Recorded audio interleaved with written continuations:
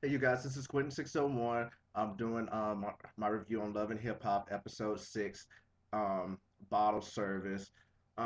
With Jim Jones buying a new car, Chrissy flipping out, Erica and Kimbella fighting, Olivia finally reveals that she's had issues with her mom and this, that, and the fourth. Let me start with Olivia because she's probably like the easiest with this right now. Okay, that's what Olivia did with Yandi in this episode, like opening up with her.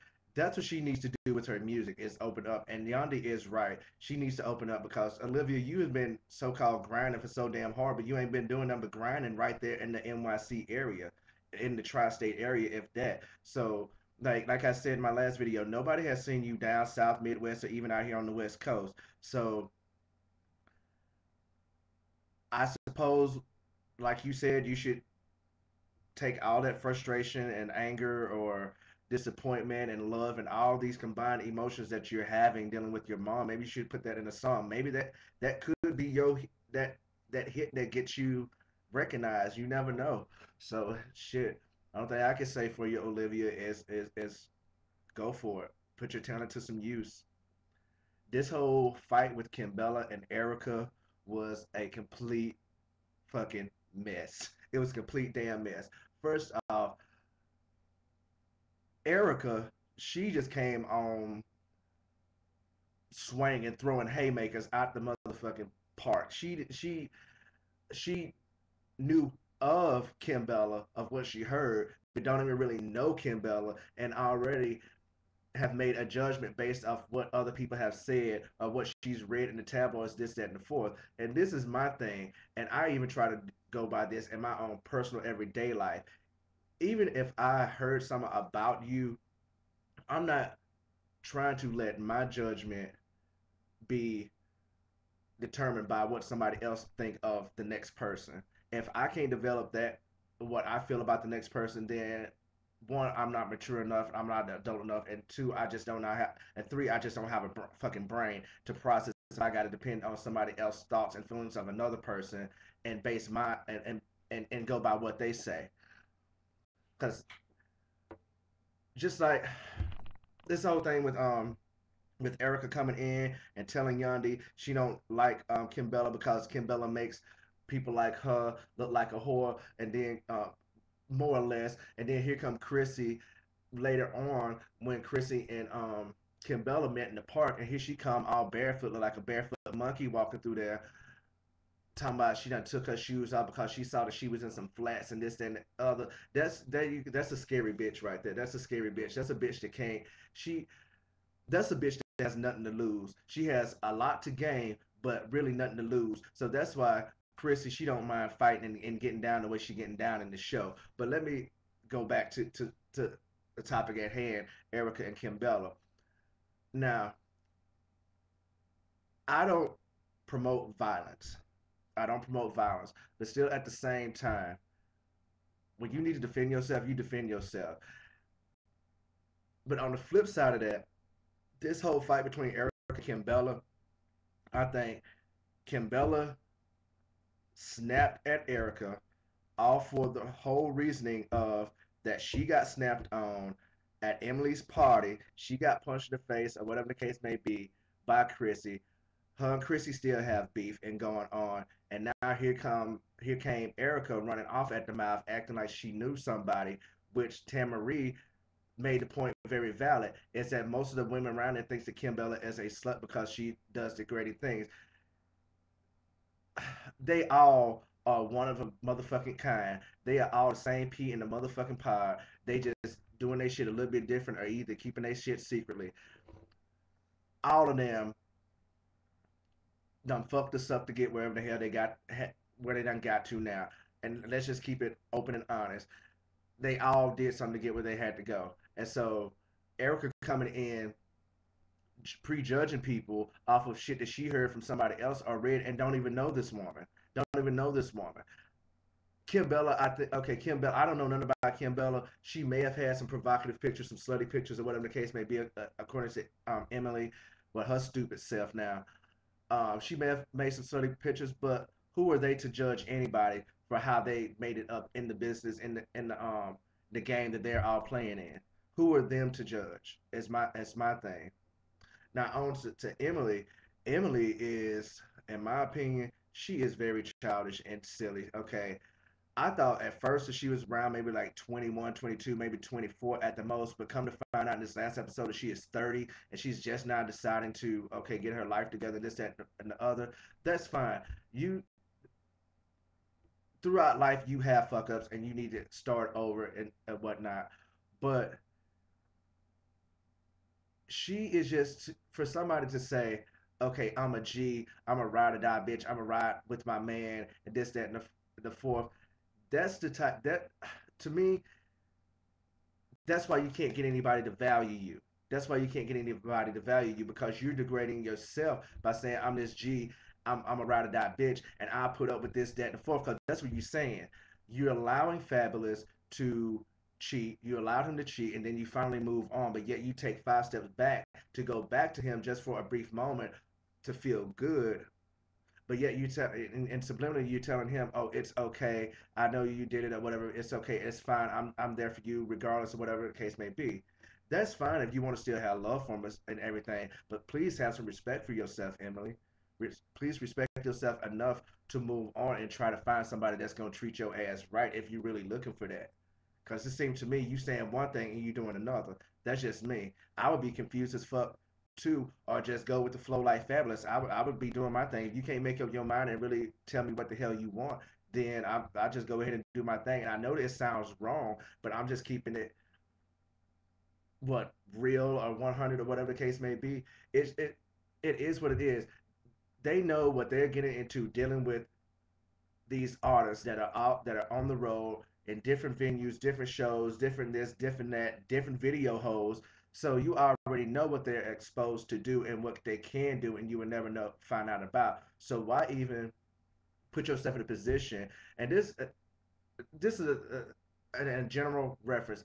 This is why in the black community altogether we have such a high rate of HIV and STDs and shit like that because you have people that go out and fuck around and this that, and the other try to be this player and this that, and the other, and you go back to your main boo, whether it's male or female, you go back to your main boo, and you know that you've been fucking around with somebody, and you probably most likely would not use protection. Then you come back and you fuck them over. You don't even give them a chance. You fuck them over, and that is my point. I'm not saying that Fabulous has a STD or being diagnosed with anything, but I'm just saying that that's one of the reasons why in our community, in the black community, we have such a high rate in STDs and stuff like that because people do not know how to do not know how to control themselves. They do not know how to respect themselves enough to not just fuck everything that walks. And then people do not know how to respect themselves enough to walk away from a dangerous situation. And what she is playing with is fire, Emily. That's what you're playing with. And I'm just telling it like it is. Now, this whole thing with Jim Jones buying a damn car. Okay, I'm with Jim Jones on this one. I'm completely with Jim Jones on this one. Okay, I understand Chrissy's point that okay, he didn't consult with her with buying a big ticket item as an Audi. What was it, a A8 that he got?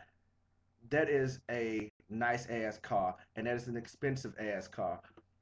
Okay, true enough, I get her point of like he could have consulted with her because that is a big ticket item that he has just purchased. Still, at the same time, his point is if you're buying $6,000 damn shoes, whether every other week, twice or 3 times a month, or whatever the case may be, like he said, one pair of those shoes that you don't pay $6,000 for, Chrissy, he we it could that could have gone down for your ring. That could have gone down for a payment for your ring to get your ring custom made.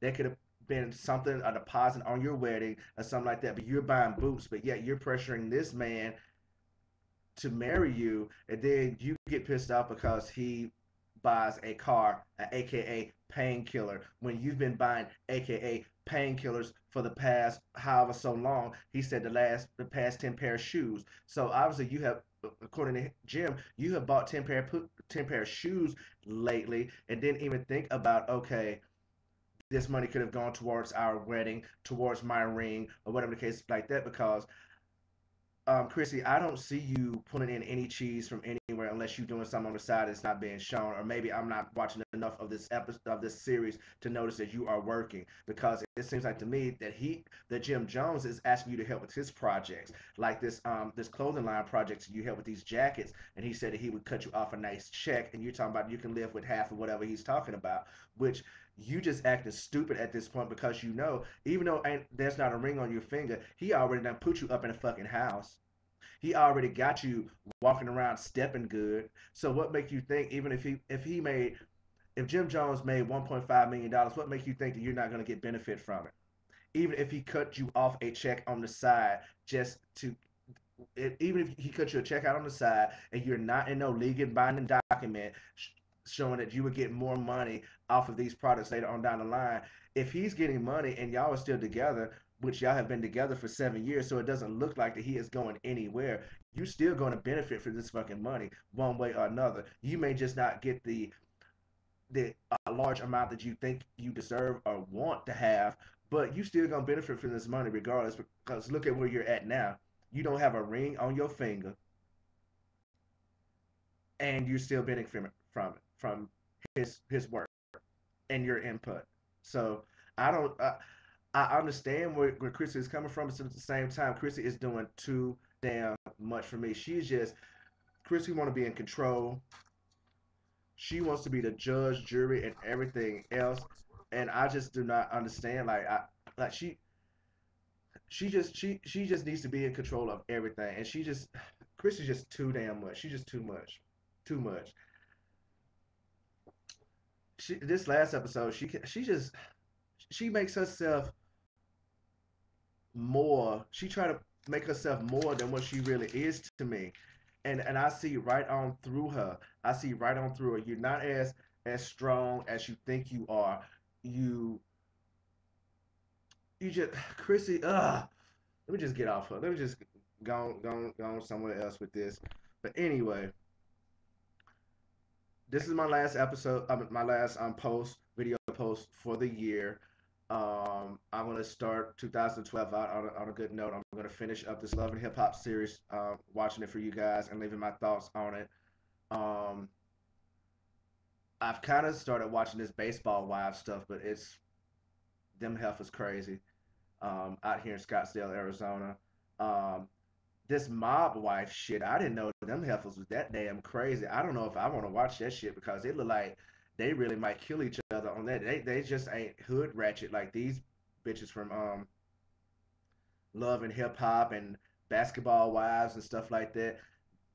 These these mob wife hoes, they might really kill you and throw you off in a river somewhere, off in the Hudson River some damn where. I don't know. So I don't know if I want to watch that. But anyway, on another note, um, it is officially the 31st of December. It is Saturday? Yeah, it's the 31st. So, just like myself, I'm sure a lot of you guys are going to be going out, going to be at parties, at your friend's house, or out in the club, stuff like that, out and about in your city. Please be safe. Please bring in the New Year's the right way. If you're too intoxicated to drive, please don't get behind your wheel. Please do not, because I do not want to read any story, whether it's local here in Arizona, in Phoenix, or whether it's somewhere else in the world. I do not want to read about anybody losing their life from being intoxicated or a crash or something like that, a freak accident. Let's start this new year out on a positive note, um, positive outlook about everything, um, positive friends, energy, all that around you. Let's start off this new year in a good note. With that being said, I'm gonna let you guys go for now. Um, I'm gonna try and get some sleep and then get my party on later on today. So anyway, um, this is Quentin601. Thank you guys for watching my few videos I've made this year, and we'll have more coming next year.